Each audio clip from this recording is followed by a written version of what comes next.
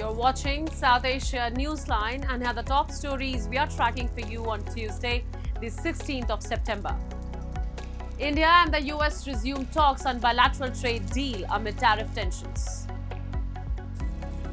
Pashtun activist accuses Pakistan of civilian killings and resource plunder. And Nepal witnesses 30% decline in tourism following violent protests.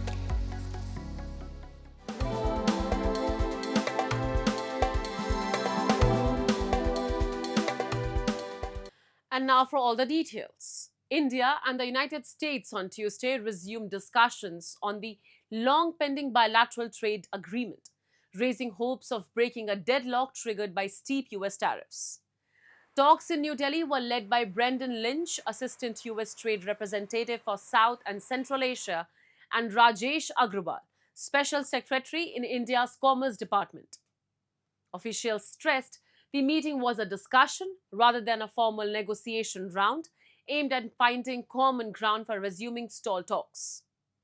Negotiations had collapsed last month after US President Donald Trump imposed a 50% tariff on Indian goods, citing India's continued purchase of Russian oil and weapons. India defended its imports, calling the duties unfair, while exporters of garments, shrimp and gems have already felt the strain. However, Washington has recently struck a more conciliatory tone. Trump said the two sides were continuing negotiations, with Prime Minister Narendra Modi reiterating that India and the US remain close friends and natural partners. And flash floods triggered by a cloudburst in Dehradun in India's Uttarakhand washed away villages and markets, causing excessive destruction on Tuesday. The Himalayan state has long been vulnerable to floods and landslides, and experts have linked such disasters to the growing impact of climate change. In Rishikesh area, heavy rains have also disrupted commutes as highways have submerged in water. Damage to roads, houses and other infrastructure were also reported from several other places. Rescue personnel were seen evacuating stranded locals. Uttarakhand Chief Minister Pushkar Singh Dhami also conducted on-site inspection of the affected areas. This comes weeks after surging floodwaters and a torrent of mud swept through the Dharali village in Uttarakhand, killing at least 4 people and leaving 50 others missing. रात्रि को जो तेज बारिश हुई है उससे हमारे यहाँ की सभी नदियाँ उफान पर हैं और कई जगह बादल फटा है। करीब 25-30 स्थानों पर सड़क पूरी तरह से बह गई है। घरों को बहुत नुकसान हुआ है, सरकारी संपत्तियों को नुकसान हुआ है और पूरा जनजीवन अभी अस्त व्यस्त है। उसको सामान्य करने के लिए सभी प्रयास किए जा रहे हैं। बहुत सारे संपर्क मार्ग कट गए हैं। Moving on, Pashtun activist Fazal Rehman Afridi has accused Pakistan's military of staging fake operations in Khyber Pakhtunkhwa that have killed innocent Pashtuns instead of targeting militants. He also alleged large-scale plunder of natural resources, leaving the Pashtun people exploited and silenced. Pashtun activist Fazal Rehman Afridi, who is in Geneva for the 60th session of the UN Human Rights Council, has accused Pakistan's military of carrying out fake operations in Khyber Pakhtunkhwa as he alleged that these offensives are not aimed at militants, but at ordinary civilians, particularly women and children.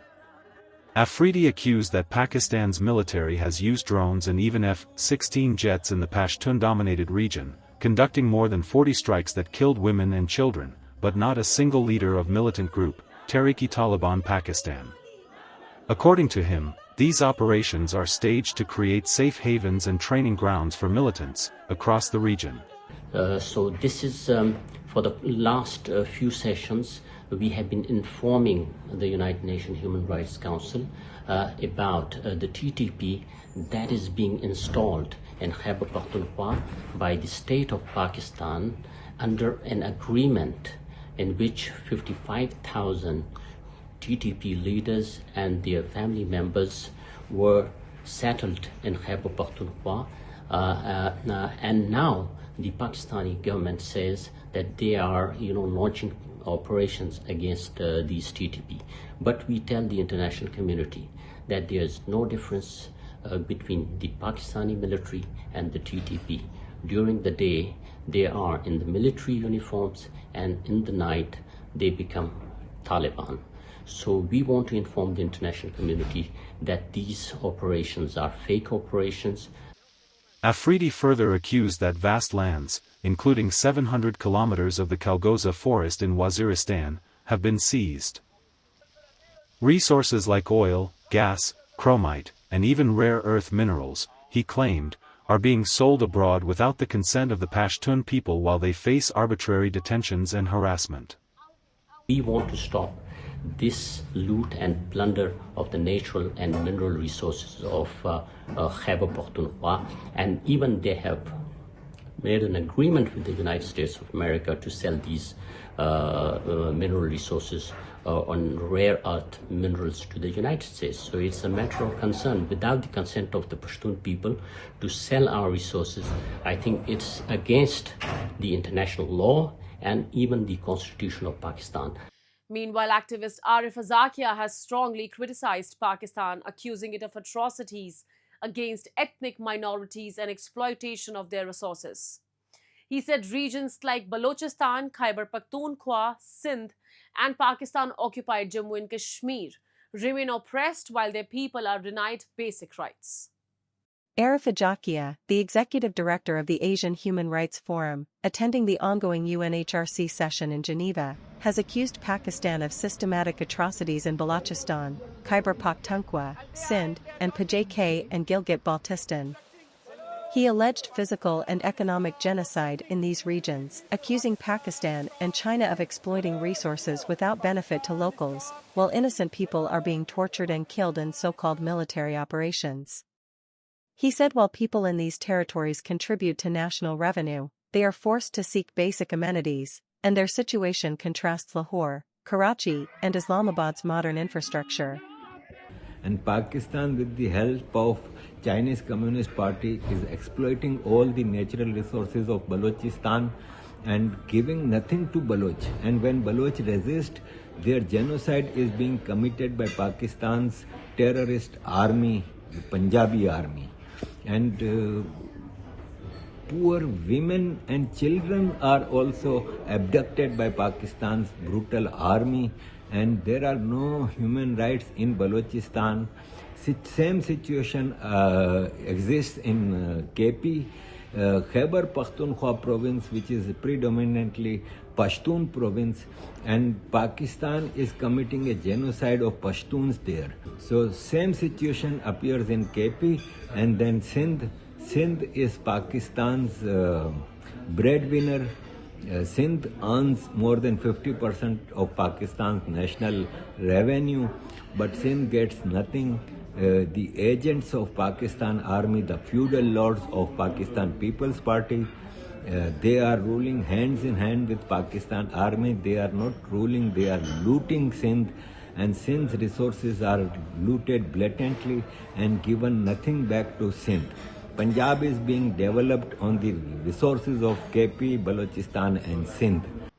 The activists' remarks highlight growing concerns among rights groups and diaspora communities, who accuse Pakistan of systematic repression of ethnic groups, charges that Islamabad continues to deny.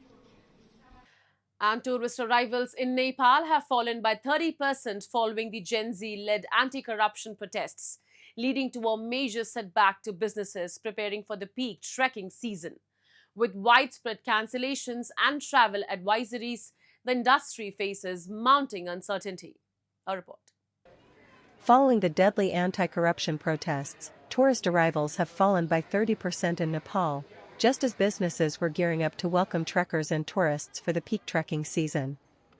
Hotel owners, trek organizers, and tourism authorities have confirmed widespread cancellations, with markets in Kathmandu remaining largely deserted even after reopening in the aftermath of the violent protests that left 72 people dead and forced former Prime Minister KP Sharma Ali to resign. To look at the situation now, just before this incident and after this incident, in arrival, nearly 30% is down. Because 2 days were fully, the curfew was also imposed and airport was also shut down. But now everything is normal, so we are hoping that that arrival number will also pick up. Looking at the cancellation of visitors' bookings, nearly 8 to 10% cancellations are there.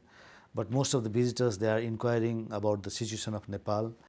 Dramatic images of landmark buildings, including the Parliament and the Hilton Hotel, set ablaze have prompted several countries, including India, the US, China, the UK, Germany, and Japan, to issue travel advisories against non-essential visits.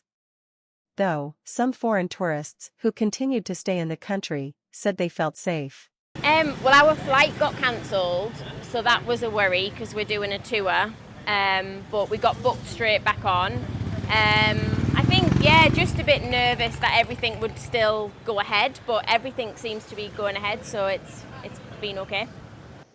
Tourism is a lifeline for Nepal, drawing about 1.2 million visitors annually and contributing nearly 8% to its $40 billion GDP. The September-December window is usually its busiest season. But with the political situation still uncertain ahead of elections scheduled for March 5, 2026, business owners say the industry is under severe strain. And even as delays in budget approvals weigh on Sri Lanka's 2025 outlook, the island nation is aiming for economic growth of up to 6% in 2026, backed by record government capital spending and foreign investment. The country's economy grew 4.9% in the second quarter of 2025 compared to the same period in 2024, according to Department of Census and Statistics. This marked the 8th consecutive quarter of positive economic growth. However, Labour Minister and Deputy Minister of Economic Development, Anil Jayanta Fernando, said that the growth, which reached 5% in 2024, is expected to slow to around 4 to 4.5% this year due to delays in passing the 2025 budget. By end of July, only a fifth of the allocated 1.315 trillion rupees had been spent, limiting boost to the economy. The IMF forecasts Sri Lanka's GDP growth at 3.3% for 2025 and 5.2% in 2026.